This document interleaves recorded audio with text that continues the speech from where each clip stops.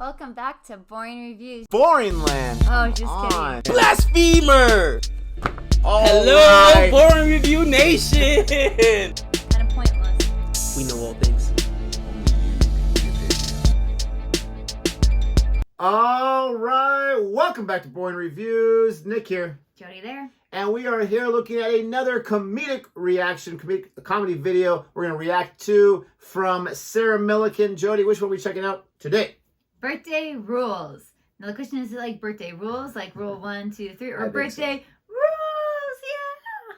Because then that would be like birthdays rule. That way, right? Oh, I guess you're right. Yeah. Ah, look at that. I could be wrong though. Birthday rules. I thought this would be a funny one to check out. Don't know anything about it. But right now, we are like in the thick of it. We had our daughter's birthday last week, our son's birthday the week after now. So they're 2 weeks apart from each other. We had daughter's birthday times 2. Oh. We had mother-in-law's birthday. My mom's We had friend's birthday that we went to. And now we have our other son's birthday. Squeeze me. Oh. So we're going to see what the rules are. Me personally, I tell my students this every year.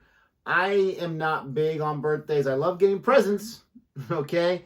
But like for me, I'm one of the very few people that don't like to make a big deal of the birthday, don't want to go around and get all my free stuff and the comps and all that kind of stuff. No. And I'm not going to lie, but the people that make it to be the biggest deal ever kind of bugs me a little bit. So I'm curious to see if she has a similar thing, or maybe she's the opposite. Maybe she loves her birthday and these are the rules if you're going to be dating me that you have to follow for my birthday. Or maybe just in general. I'm really excited to figure out what she has to say. She's absolutely hilarious. We have other videos from Sarah, or reactions of her comedy on the channel. Go and check that out. But with that being said, if you like this reaction, please don't forget to like, subscribe, and hit that notification bell so you're aware of our next uploaded videos. I had to say one thing. Yes. I am not like the biggest like birthday celebrator like for myself either. Like, you know, give me some good Cheesecake Factory cheesecake and like, you know, some gifts. I'm good, but I love giving other people gifts. I love to give them gifts, and sometimes like I go overboard. Like Nick's like, really? You're giving everyone, the teachers you work with, a gift on their birthday? But and for Christmas. And she like, makes some gifts too. I mean, it would be easier do. for her just to buy like a gift card or whatever. She makes the gifts, she crochets. But I just like to give them something to be, you know, like it feels good when you get something. Giving gifts is absolutely fantastic. Love to I give. agree with that. I'm forgetful. But let's go ahead and check this out right. This thing started on its own. Now. I think most people at Christmas, pretty much everybody in this room, will get one slightly shitty Christmas present. Just slightly shitty Christmas present. Usually if somebody who doesn't know you very well. And you look at it and you think, how did they? Why did they? That's why the gift card has been so popular. Now, last Christmas, my shitty Christmas present was off my fella. Exactly. And it was a long-handled metal shoe horn. Your guess is as good as mine. Now, if you get your shitty Christmas present off your Auntie Brenda, you have to go, thanks very much, Auntie Brenda. I'll be able to put my shoes on from a great height now. But the joy of it being off your partner is you're allowed to go, what the f*** is that? No, I would never. Which is what I did. And he said, you asked for it. I said, no, I bloody didn't. And this is where I found out something quite adorable about my fella. All year round, whenever I mention something like fancy that DVD, I might get myself that book, he makes a note of it in his phone. Oh. And when it comes to Christmas or birthdays, he picks a couple of things off the list and he buys me them as presents, which I just think is adorable. But it did mean that when I said to him, when did I ask for a long-handled metal shoe horn? He said, August the 8th. Oh, man. Good for you. They're not always morons. At 8 p.m. The only possible scenario I can think of where this might have happened is maybe I was trying a dress on that was a little bit too tight, and to try and make myself feel better and laugh it off, I said something like, "Ooh, could do with a shoehorn to get into this." And instead of giving me the cuddle that I clearly f***ing needed, he made a note of it in his phone. Shoehorn, that's what she wants. But you know, some people are tricky to buy for birthdays and things. If you have somebody in your life like this, then listen up. This next thing might be useful for you. We've got a birthday rule. Our birthday rule is that if it's your birthday, you get to make all of the decisions all day for both of you. So my fella's last birthday, his first decision, he said, I want to lie in. Excellent, happy with that. We had a lie in. Second decision, he said, I want a sausage sandwich, which was not the euphemism I was hoping it was. I was all like, should I be the bread? Oh, you're putting the grill on. Okay. Third decision, he wanted to go to Warwick Castle. Now, I'm sure some of you may well have been to Warwick Castle. I'm sure the castle part of it is an absolute delight. We didn't get to do that bit. The only bit he wanted to do was the dungeon. He likes reading horror stories. He likes watching horror films. I don't like any of that sort of thing. I don't like being scared. I'm not a massive fan of the dark, if I'm brutally honest. I'm a bit of a wuss. And I thought this whole experience is going to be horrible for me. But birthday rules, we have to go. So we go to Warwick Castle, and at the door to the dungeon is a man, and the man has fake blood on his face and hands and is dressed in some sort of costume. And being a little claustrophobic as I am, I thought this is about to include two of the things I hate the most. Enclosed spaces and fucking actors. Because it wasn't like a museum, it wasn't just glass cases with things in to look at and little bits of writing that you don't bother reading because it's boring. It wasn't like that. It was properly interactive. Every room had a different scenario. There were volunteers required throughout, and there was always a chance that somebody was going to jump out and frighten the living shit out of you. Now, I knew I was going to hate it, and it was proved right as soon as we started to walk in. Now, one thing to point out as well, I guess these tours normally have 10 or 12 or 15 people on them all going around as one. I don't know why, maybe just because it was a Tuesday, but it was only two of us. So every time they needed a volunteer, it was me or him or both of us. And also, it was the final tour of the day. We'd overheard a couple of the actors talking outside, saying that if we hadn't turned up, they would have all been able to go home an hour early.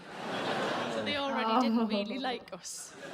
Now we go down the stairs at the beginning, and I already hate it because it's dark, it smells funny, and there's sort of, the walls are kind of running with water. It's horrible. Birthday rules, we have to do it though.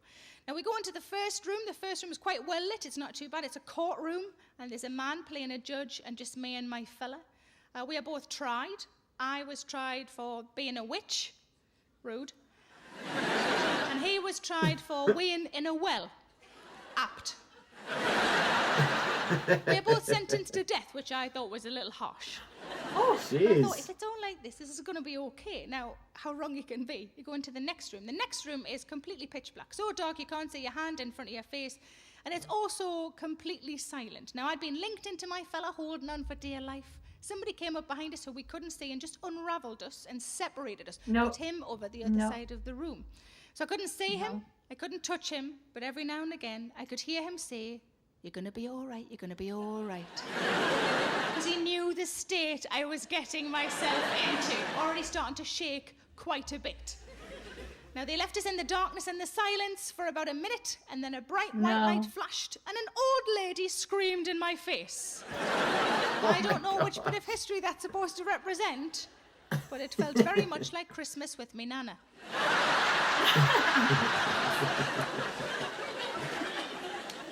We go in another couple of rooms. They're quite scary, but not too bad. One of the scariest parts of the whole experience is just a corridor between one room and the next. But it was dimly lit, and there were horrific things everywhere we looked, until we realised halfway along that they were mirrors.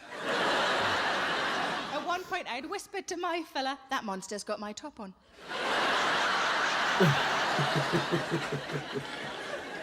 We go in the final room. The final room is a hospital room. There is a bed with a body on it, and the body I've already clocked is a dummy, so it doesn't mean it can't move, but at least it's not going to jump out at me.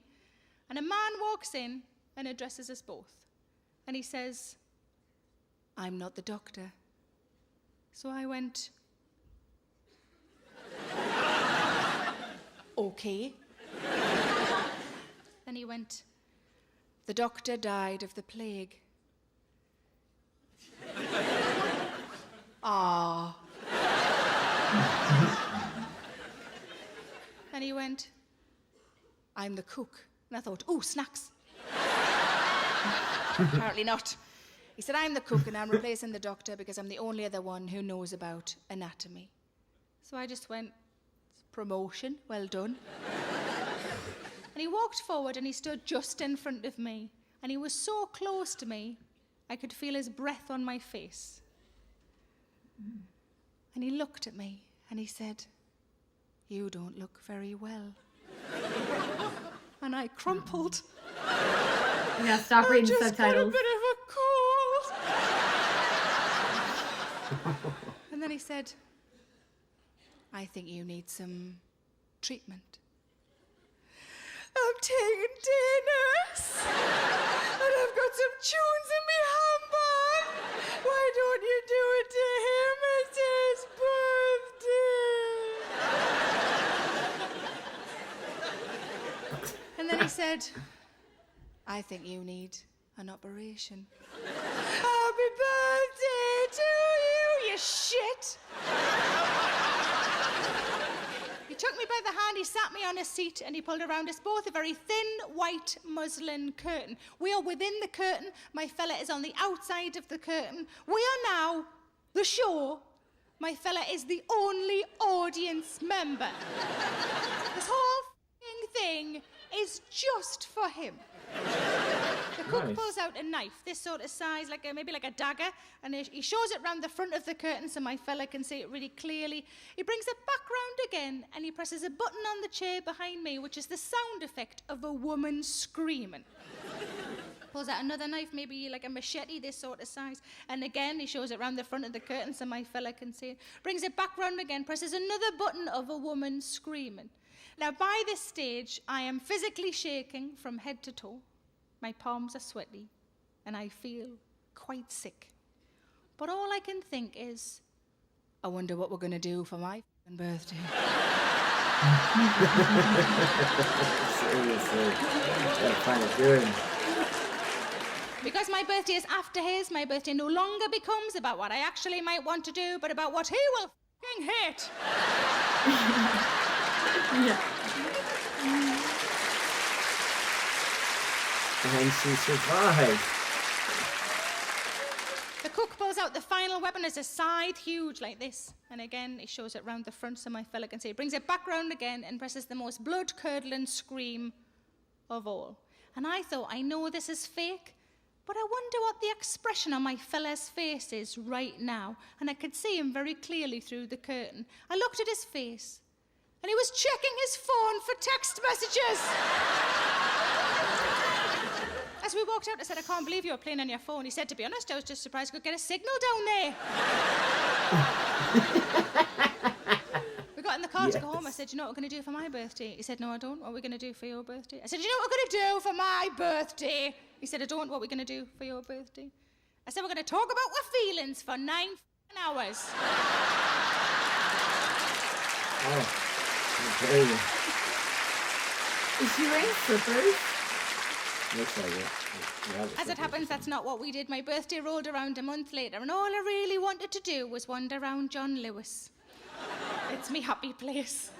Wanted to wander around the homeway section touching things. That's all I wanted to do. So we go to John Lewis, we're in the homeway section, but the whole time he is 3 or 4 paces behind me playing on his phone, and I thought, oh, this isn't fair. I was disemboweled on his fucking birthday. And I should have learned from earlier experience that it is not good to take shopping. On a previous occasion, we'd been in a different department store. I decided to look for a new dress. I picked 3 to try on, and I parked them. You know, you can park your fella either at the shoes, because there's seats there, and they like that. Or you can park them at the fitting room, because then there's sometimes another fella there, and they can make a little friend. So I parked him at the fitting room. I took 3 dresses in to try on. I came out after each one to show him. After the first one, I said, "What do you think of this one?" And he went, "It's all right."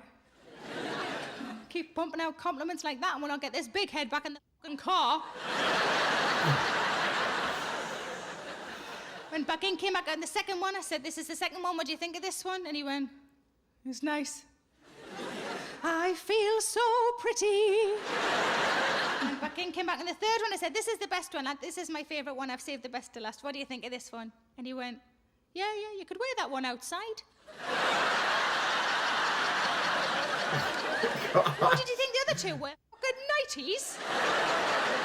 So I should have learned from that experience, but I had not learned from that experience. We're now in John Lewis, in the homeway section, on my birthday, and he is 3 or 4 paces behind me, playing on his phone like a petulant teenager. And I turned around and I said, "Oh, this isn't on." He said, "What's the matter with you?" I said, "No, this is my birthday. You need to pay attention. You need to be interested in things. You need to be present." And he said, sorry, love. And he put his phone in his pocket. He said, what are we looking at? Show us what we're looking at. And I said, I've been looking at the duvet covers, and I found one that I liked. It was nice and bright and flowery. I said, I like this one. What do you think of that one? And he looked at it and he went, that's horrible. And I thought, well, I did ask for your opinion, I suppose. Maybe you should get your phone out again. Yeah. I said, I like it. What's horrible about it? And he looked at it again and he went, it's loud, it's gaudy, it's for children. And he must have seen my face just drop, because this is not what my birthday was supposed to be. And he wanted to fix it, because he is a lovely man after all. And he was so convinced that the next thing he said was going to make everything okay. He just went, it's very you though, love. No. Oh, man. Oh my gosh. Oh, that's hilarious. It's very you though. I hate it. It's loud. It's gaudy. It's for children. He hates it. It's very you though. I was wondering what she was setting up at the end there, and I didn't think it was going to be as funny as she was setting up for, but that was classic. That was so good. This is completely off topic, Great but punchline. like this last little screen we're seeing all these different faces of hers, like with different hairstyles that she's had. Yeah. She loves to change her hairstyle. She reminds me a little bit like me, and I love her with just like the short hair, like the shorter hair, like right here. That this main one where she's got like lightly curled. I think she looks good with short hair. It's funny that that's their birthdays, because I get that birthday rule, because we kind of have that too, like for Father's Day, Mother's Day, and our birthdays. Like whoever's day it is, like gets the entire day off. They do not have to take care of kids. They do not have to clean. Which means we hide in our bedrooms and we watch TV, and the other person, you got it. Yes. Yep. You sleep in, you get dinner brought to you, lunch brought to you, breakfast You're brought expected to to do nothing. Yeah. And we tell the kids, don't bother her. Yeah. She'll call for you if she wants to, if she wants a hug or something. Or same with me. Yeah, rude. And like, we'll bring the kids up and like the whole family up, and we'll do like birthday presents or whatever, or Father's Day gifts or something. But yeah, it is glorious. Those of you who have children, I'm sure you feel so. Like, we love our children 100%. But like most of the time, yes. It's glorious having just a little time off and being teachers where we are with kids all the time. Yep. We are never away from kids. I am with teenagers Monday through Friday for hours. I mean, even when school ends, they come into my classroom and are working on projects or working on assignments or getting help. And so every single day I have kids where I literally have to be like, okay, it's an hour after the bell. Like, you got to go. Like, it's time to leave. I want to go home. Yes, I want to go home. It's time to go. And then we come home, and you're with fourth graders. I mean, you're with what, 10-year-olds? 9, 10 10-year-olds. Yeah. And then we come home to our own children. And so we love them and we drive with them. They go to school with us. Yeah. So it's 2 days out of the year. And the funny thing is her birthday and Mother's Day both happen before my birthday. And Father's Day. Yeah. And so I think I've gone like 7 years in a row now. I'm not going to lie. Where by the next day after Mother's Day, because I wait until after Mother's Day, or maybe one time. No, sometimes you complain on Mother's Day. But I can't help it. I'm like, it's not fair. You get your birthday and you get your Mother's Day back to back, and I'm exhausted. When's my... You're going to get yours back. I don't care. I want mine first. Like, it's so pathetic. 7 years in a row I've made that complaint. I'm going to try very hard in 2023, but I have no guarantees. And I feel bad, but then you do have, because your birthday. There's nothing you can do about it, but it's just like, but your birthday hope you enjoyed this. At the end of the month, and so Father's Day is literally just a couple weeks out of your birthday. So you do kind of get yours boom boom. But I do get that my birthday and Mother's Day is before yours. And then wasn't it this last year on my birthday you were going with a school trip to Disneyland? Remember that? Yeah. And so we had to move it to a different day. So I had to wait even longer. Anyways. But you still got your day. Yes. You still got your day. Yes. Anyways. Wait, for years you were on a trip during Mother's Day. You went to Astro Camp for years. That was my principal. I did twice. With all that was my kids. Principal's fault, not my fault. Leaving me with all 3 kids on Mother's Day. Principal's fault. Anyway, that's the point. We get it. We're there. I mean, hers was funny though. Like the 2 separate things. It was hilarious. That would be so not my thing, going to that castle and that doing dungeon. That whole like volunteer nonsense. No, I would do the actual like walk. I want to walk through the dungeon. I want to see what the cells look like. I've never been in a dungeon before. I want to see that. I don't want to go through shows and this or that and performances. And I love the actors that do that. That's their job. But when they're complaining about we can go home by now and you're sitting there, like I would be like, let's just go. Can we just look around without this stuff, and can we just go? Let us know what you think about our reaction here. Thank you so much for watching, and until next time. Goodbye.